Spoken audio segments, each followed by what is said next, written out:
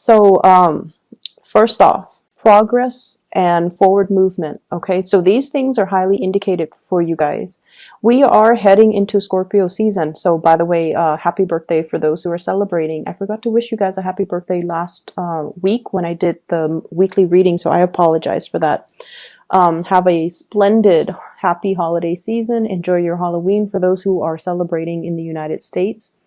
And first of all, I feel like lots of closure, lots of endings, lots of new beginnings are kind of swirling around you, okay?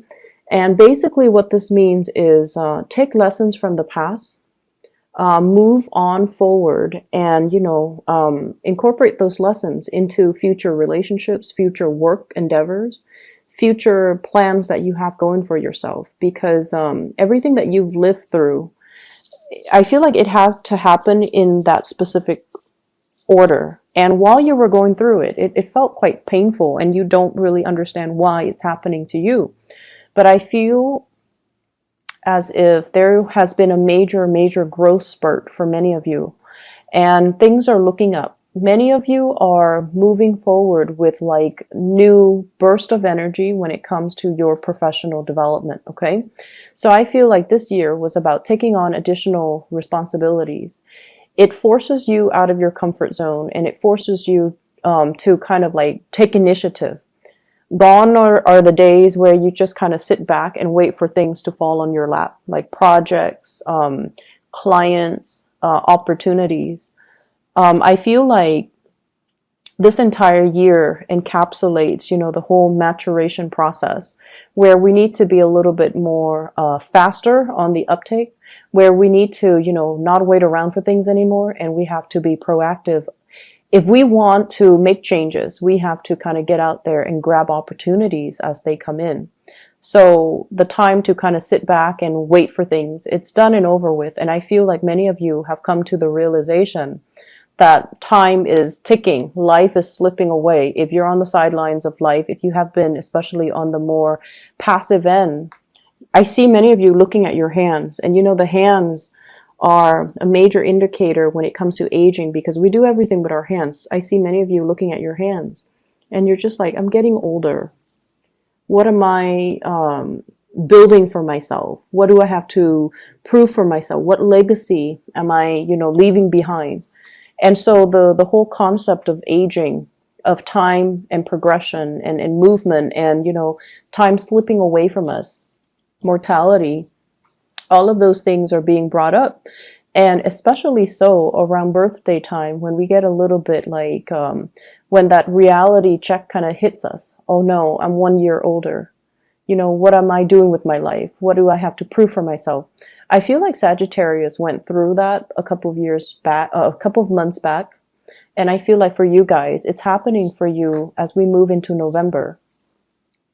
And, don't fret over it. Definitely make whatever changes you need to. But I feel like the whole entire year has prepared you for this moment in time where it's really forcing you out of your comfort zone. It's forcing you to socialize. It's forcing you to take initiative and steer your life in the direction that you want. We can't sit on the sidelines anymore watching life kind of slip away, okay? So that's the first message. I feel there is another message coming into the picture. And with hard work comes rewards, okay? I mean, it's just the way that energies work. And in a way, we could think of it as karma. We can think of it as paying it forward. We can think of it as our just rewards. Or even some people might not even believe in that. And they're just like, through the sheer strength of my will and determination, I'm going to make things happen.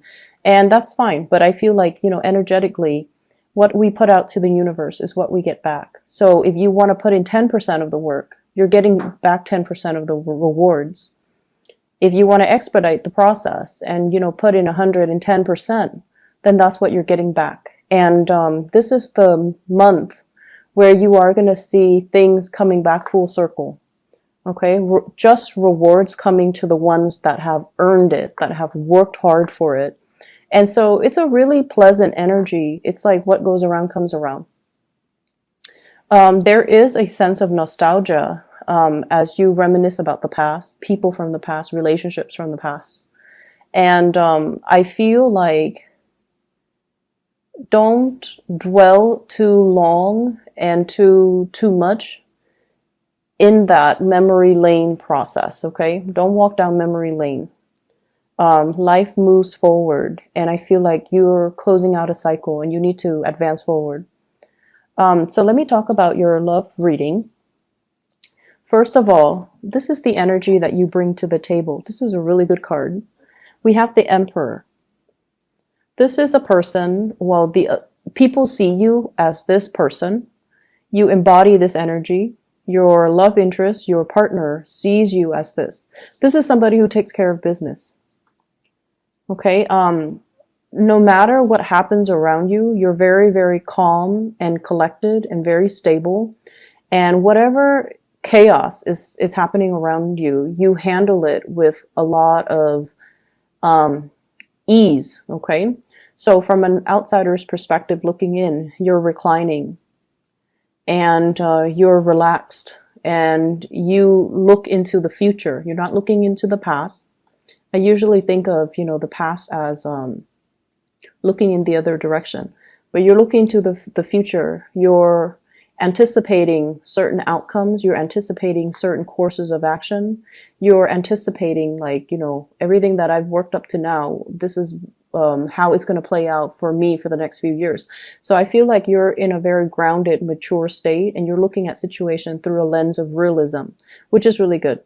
This is someone who's very serious-minded, okay? They don't really have time for relationships and silly lovers' quarrels. I feel like the big relationship issues are the ones that are actually big. Where are we going with this relationship? I feel like if you have things that are on your mind, you will voice it to your partner. You're not going to be holding back. The Emperor doesn't really hold back. The Emperor sees something as either being important or minuscule, and the Emperor addresses issues with an air of authority. So some of you are business owners. Some of you employ other people. Some of you manage people, supervise people, and you have people doing the work for you. So you might be monitoring their progress. So they see you as someone who is very stable, very apt. And some of you, even though you're single, people around you think that you're married or think that you're in a relationship or think that you're slightly out of reach and intimidating. Okay? So project more of the friendly vibe. I feel like for many of you, the past few months, you have really buried yourself in the work arena to kind of get over, to learn things, to master your craft and your skills, to hone in on your skills. But I feel like there has been some recent disappointments in relationships. And you use work kind of like as a therapy to get away, to kind of forget, okay? So you might have turned into a workaholic mainly to not think about, some disappointments in your love life. How your partner feels about you. This card can go one of two ways. This is what I call the heartbreaker. Somebody who has recently broken up with somebody and is still mulling over that past relationship. Someone who's dealing with regrets. Or they see you as a heartbreaker, somebody who breaks hearts, who goes around and, dates many people, dates many beautiful, beautiful women, or date many good-looking men, and breaking hearts all over the place. Not that you're a player, not that you're running around on people, but I feel like you're looking for love and you want somebody that meets certain standards and criteria. The Emperor looks for his or her counterpart, which is the Empress. So I feel like you have high standards and certain expectations about who you want to incorporate into your household, into your dating life, and who you don't want to. So when you're going around meeting a lot of, just attractive people, but they don't really have a lot of substance, you're not really going to go with it, okay? I feel like with many, many Scorpios, the people that you're dating, they don't have to be the most beautiful, attractive people, but they have to have something admirable about them, something interesting, something going on in their lives. They can't just be, you know, the trophy wife, the trophy husband, the trophy eye candy. That's not going to do it for you long term, and you're aware of that too, because you want something substantial and you want a deep connection and you want somebody who's on your same level. So I feel like you guys, if it were just, you know, a fling, a one night stand, a short term relationship, it doesn't matter who you date. But if it's somebody that you take home to meet the parents, that you introduce around your friends, that you bring and incorporate into your household, that you plan a future with, you're not going to be dating somebody who's just eye candy. You have a few people that are around you that are like this, you know, a little bit more on the superficial end, wanting superficial conversations and relationships. And I see you looking at that and kind of saying no to it. Giving them kind of, you know, taking a step back from them just so they don't get mixed messages, and doing you, like focusing on yourself, focusing on your work and your financial situation. But I definitely feel for many of you, you've come out of some bad relationships or some bad situations, and you're trying to get your life in order. I have the Wheel of Fortune, and this is, you know, things coming back around. So be careful about exes. The energy of exes coming into the picture, ruminating about the past, wondering about, you know, what ifs, with past energies. Okay, lesson learned, move forward. Okay, the person that you're dealing with, this can be a partner or this can be somebody that is interested in you. And I feel there is somebody interested in you. We have here the Six of Pentacles. This person is very, very, very kind. Okay, this is a card about generosity. Somebody who thinks about other people, who does things just intuitively to make the situation better for other people. And it's somebody who has a sense of social awareness. Okay, they give to the poor, they give to the homeless, they take care of dogs at shelters, they care about the environment, they care about, you know, climate change, they care about pollution. Like, they care about the bigger picture and the overarching, you know, problems that plague humanity. So they have a lot of love for mankind. So this is someone who's very generous with their time, their resources, and their whatever they do, they think about other people. So you're dealing with someone who has a really, really good heart. They're making the way that you feel about them. They're making a lot of great strides in their life. This is like leaps and bounds above expectations. You're meeting somebody that you find to be very impressive after a series of dates or meetings with people who are very mediocre and superficial. You're finally meeting somebody who's actually, you know, leaps and bounds above your expectations. And this person sees you as the Emperor. So they feel like it's a good match, but they are a little bit intimidated by you because the Emperor is a little bit cold and distant. And he or she, you know, your embodiment as this is, you're a little bit of a loner. You like your space. You like your me time. Scorpios love their me time. You like your territory. You like the comforts of your personal space. And so they don't want to solicit you to go out too much because they don't want to deal with the rejection. And I also feel like they want to get to know you. They want to reach out. They want more communication, and they want to be able to come see you. And I feel like you know this person is interested in you. Because Scorpios, you guys just know, you read people really well. You pick up energies. You're very intuitive. Many of you are very psychic. So you get these hunches that this is a person that, you know, is your equal. And there's going to be opportunities here coming in this week for you to meet somebody amazing. And to allow the communication to start. But I feel like they're initiating the conversation. If you're interested, it's kind of like the ball's in your court to get things moving. Okay? Because once again, the Emperor, he observes, he doesn't speak much, but he observes and he sees everything. So I feel like nothing is really going undetected in your world, and you know where the other person stands.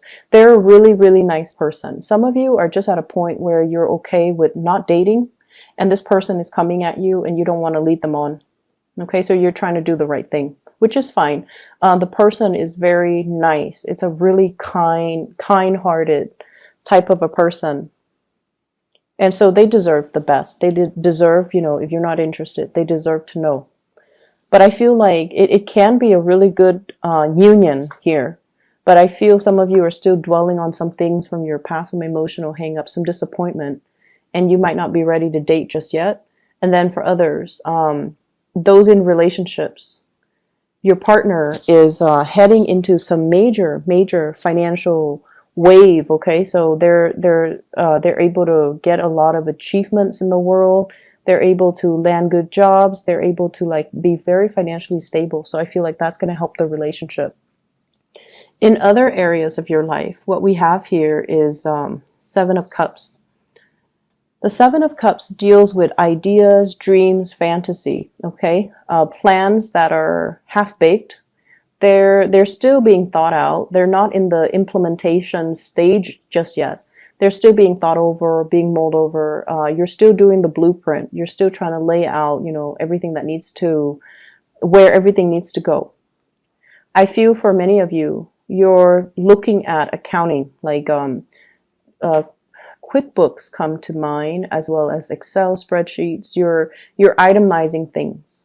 And I feel for many of you, you're already preparing for tax season. So you're itemizing things, you're putting things away, you're thinking about,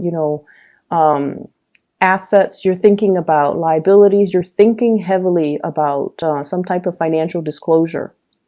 So you're allocating certain funds for certain things. You're allocating, it's like budgeting, going through a budget, creating a spreadsheet for yourself so that you can figure out how much do I have to spend, or how much money can I allocate towards a vacation? How much can I spend every week without going over my budget? So you're doing something along those lines where it is all about financial planning and financial accounting, like just accounting overall. So this week is, I feel like, it's not like overly busy, but it deals with some important things that you're trying to get moving in your life in a positive direction. We also have here the Two of Wands, and this is the first card that fell out. The Two of Wands usually indicates some type of travel, some type of movement, having some plans, and then bringing it out into the world. Letting the world see, letting, everyone see what you're up to, and showing the world some plans or ideas that you have kept hidden, okay? So the Two of Wands, this is the implementation. But I feel things are a little bit premature, so you might want to go back to the drawing board and to redo them and to discuss them further. And we also have the Chariot here. This is a card about great strides and success. I feel like many of you, somebody significant to you is headed into like a lot of success, okay? So it's like I see here a couple, Two of Wands, the Chariot, moving in the same direction, achieving a lot of success, moving into a space where they are both, trying to, they're both kind of like on the same level. So if one person has been rightfully employed and then the other person is underemployed, the underemployed person is finally catching up. So income levels, power dynamics in relationships are really balancing out. And then I also feel like lots of success coming into the picture for you. Clients, people calling you, emailing you, contacting you as well. Can you do this? Can you do that? So you have a lot of options, a lot of choices to choose from. Which project do I take? Which one do I do first? And you're kind of in high demand. So multiple people can come to you. Can you do this? Can you do that? Can you help me with this? Not that they're not paying you, but I feel like it's a part of your responsibilities. But you have many options that are on the table for you. For some of you as well, there are plans here with the Hierophant, family planning, wanting to expand the family unit, wanting to get into a bigger house. I'm seeing for some of you, getting into like, so for example, you're thinking about getting into a bigger house first before you have a child. I also feel as well, family planning, and that also includes, if mom and dad are getting older, do we move them into a retirement home, or do we take care of them? So I feel like some of you might be dealing with elderly parents, elderly grandparents, that you are having to kind of take care of, they're a little bit more reliant on you. And they're going to tell you about, what their plans are when it comes to retirement, or when it comes to them getting older and they're no longer as mobile and agile as they used to be. And what are the contingency plans? Like, do they want to go to a home? Do they want you to take care of them? So lots of family planning in general, estate planning too, coming into the picture. And so all these ideas, all of these plans are percolating around you. But in terms of being able to do anything about them, I still feel like your plans are being held up by other people. Okay? So it's like calling the client and then waiting for feedback, playing phone tag, and not being able to make a move, not being able to see that financial payout just yet. And so, and even if you're doing family planning and you're doing estate planning, you're still waiting on the final okay from the estate representative, from the grandparents, from the elderly parents, for example, and it's still being discussed. Nothing is really finalized just yet.